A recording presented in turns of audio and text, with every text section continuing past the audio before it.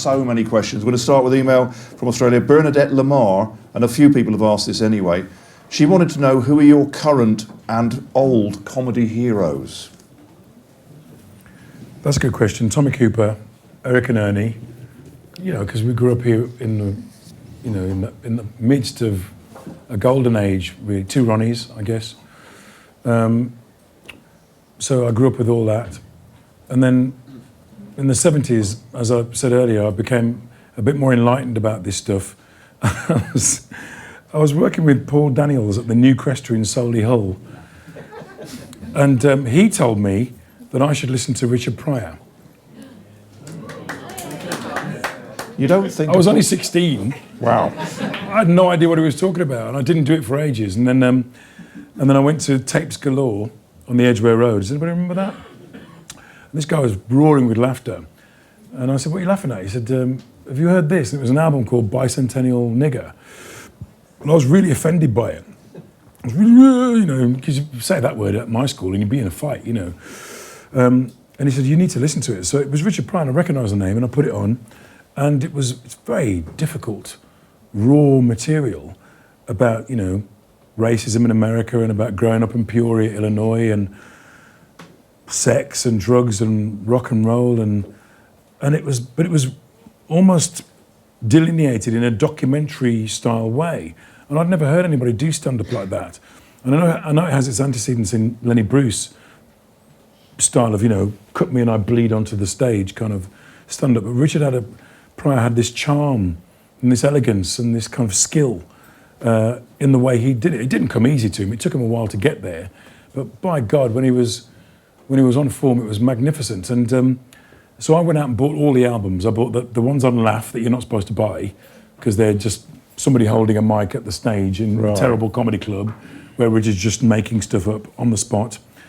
And then the really good ones from that, That Nigger's Crazy, Is It Something I Said, Bicentennial, and the masterwork is Wanted, which is a comedian making a double album. Who does that? Wow. And it's the one with the monkeys in the tree. Ha ha ha! Thought you had me, didn't you? It's got the monkeys in it, and it's got his father hitting him so hard in the chest, and my chest wrapped around his fist. It's got that on it, and it's got the big sex toys that make the noise like Close Encounters of the Third Kind. And it's just a genius piece of work. And then what happened is, they said there was a film of him. I'd never seen him, because we don't have a relationship with American comedians.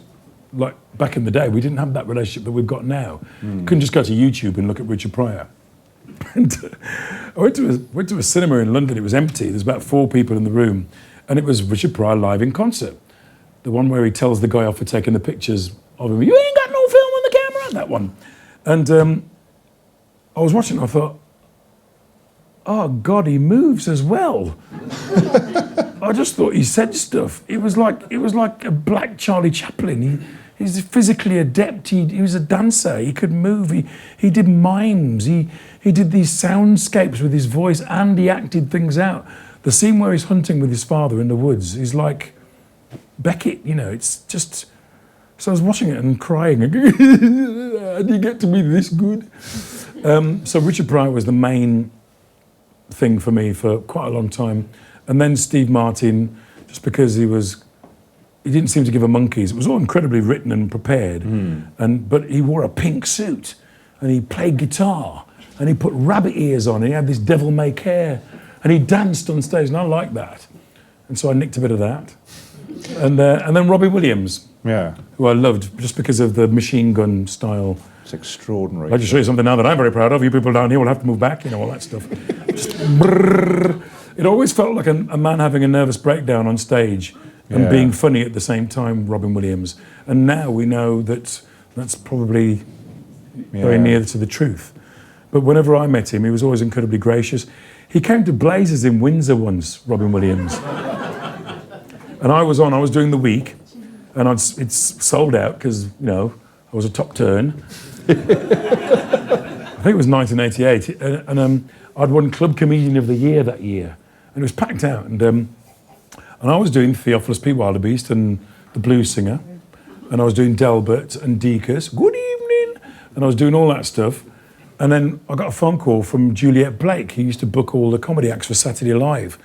She said, Robin Williams wants to come and do 10 minutes to try out some material for the Prince's Trust. Can he come and do it at Blazers after you've finished? And I went, after?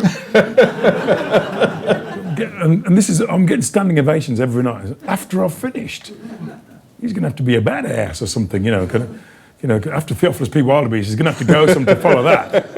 Because I'm doing Big Love, I'm doing, do you want any Jamaican in here? Would you like some, So he shows up, and his dad had just died. He was very down and everything like that. Well, have a good time, I'm so sorry about your dad and everything, and I'll just nip on stage and do.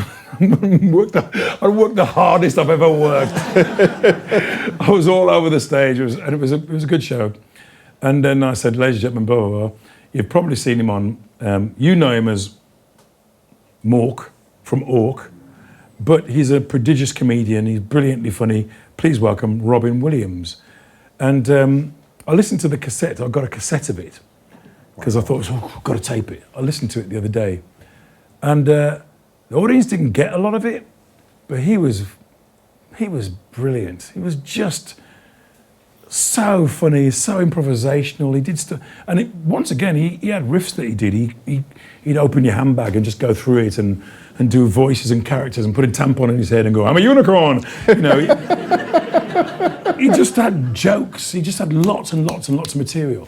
And I just thought, you're not doing jokes, you're being a conduit for something. You're being a kind of transmitter for something. It's like I've got radio waves and I'm going to pick them up and something's going to happen and I'm not going to prepare anything. I'm just going to... And then he did all this stuff and then he went, okay, that's enough of that. And he went off stage and the audience were going, yeah, I think it was all right, And then on the Sunday night, he did this act on the quick... And you can get it on YouTube. It's one of the best stand-up sets you've ever seen. He did the thing about the police, the police in America, everybody's got a gun. In Britain, they say, stop, or I'll shout stop again.